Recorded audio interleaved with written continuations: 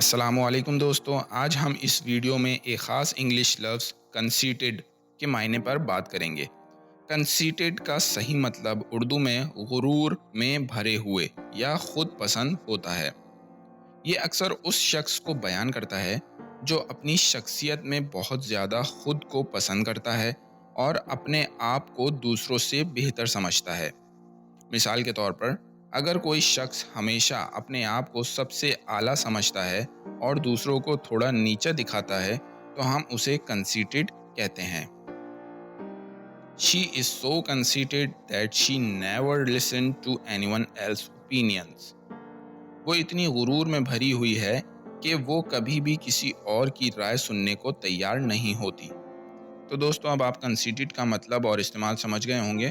ملتے ہیں next video میں، شکریہ۔